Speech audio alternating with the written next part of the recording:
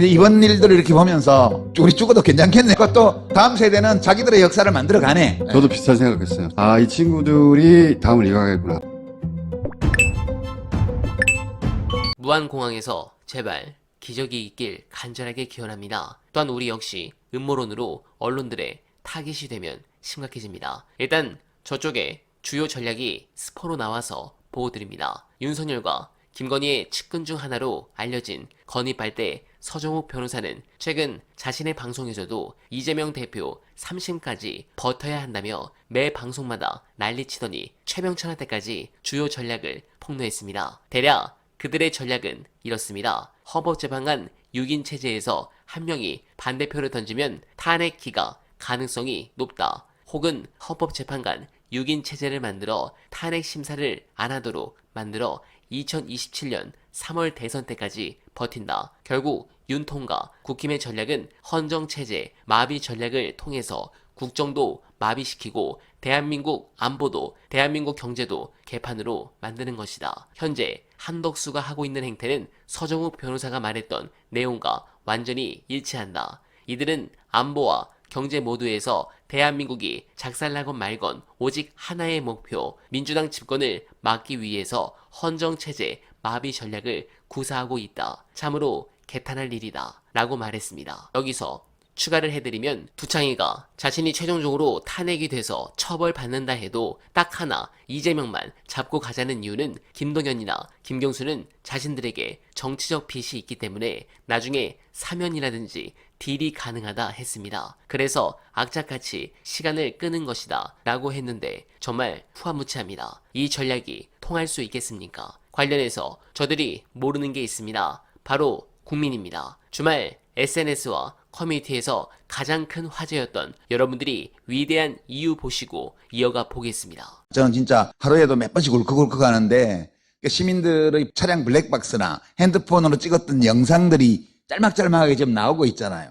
이런 장면들이 무수히 나와요.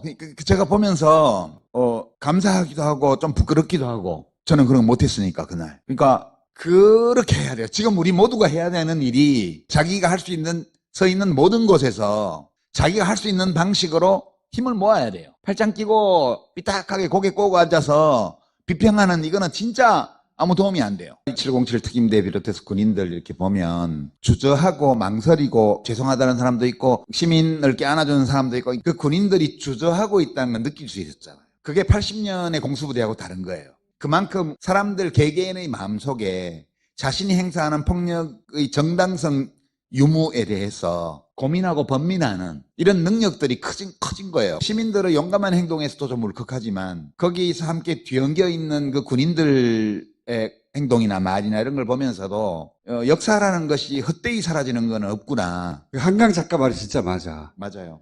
산자가 죽은 자를 살린다는 게 진짜 맞는 말이야. 죽은 그 양반 자가- 노벨상 받아야 돼! 죽은 자가 산 자를 도울 수 있고 과거가 현재를 구할 수 있는 거예요. 그게 이제 그 소설을 쓴 목적이죠. 한강 선생이 소년이 온다나 혹은 작별하지 않는다 같은 책을 쓴 목적이 그거예요. 그게 국회에서 있었던 일이에요. 그렇죠. 예. 그리고 그 눈부신 활약을 한 게 아줌마들의 싸대기였다는 거야. 707 특임대.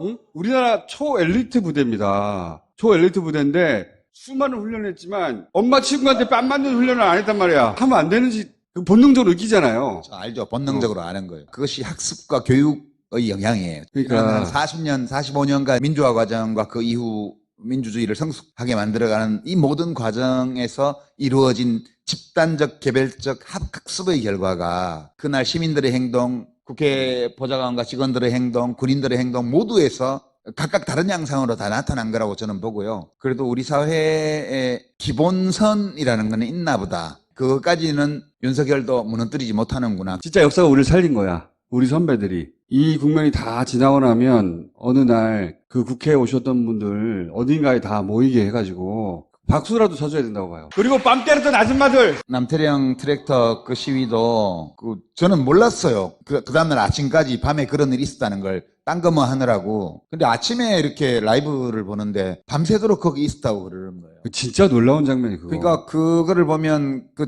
주로 이제 젊은이들이었다고 그러는데 기성세대는 토요일 날 새벽에 못 가요. 입 돌아가.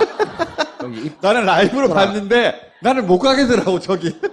원래 현재 권력자가 쿠데타를 하면 잘 실패 안 해요. 성공률이 거의 95% 넘어요. 근데 이 친위 쿠데타가 실패했잖아요. 이게 매우 드문 일이고 실패를 했는데 단박에 제압이 안 돼요. 왜냐하면 현재 권력 집단이 쿠데타를 한 거기 때문에 반란 세력이 쿠데타를 냈다가 실패했으면 바로 제압해서 다 끝장내버리는데 선거를 통해서 집권한 자가 쿠데타를 했기 때문에 이게 단박에 제압이 안 돼요. 그러니까 이 상황은 우리 현대사에서도 처음이고 전 세계 역사를 통틀어도 이런 경우는 거의 없습니다. 그러니까 제가 역사책, 혁명사 이런 거 엄청 봤는데 이와 비슷한 케이스는 거의 본 적이 없는 것 같아요. 이거 세계 교과서에 남을 거예요. 네, 그래서 이제 모두가 처음 겪는 상황이기 때문에 사실 이럴 때 어떻게 하면 된다는 어떤 매뉴얼이 없어요. 매뉴얼이 없는 상황을 우리 지금 가고 있는 거거든요. 그러니까 어떤 새로운 사례를 만들어가고 있는 과정에 있어요. 근데 저는 이제 그 남태령 건도 이렇게 보면서 저게 도대체 어떻게 가능하지? 그냥 개인들이 한 거예요. 네트워킹 해가지고. 근데 이번 일들을 이렇게 보면서 우리 죽어도 괜찮겠네.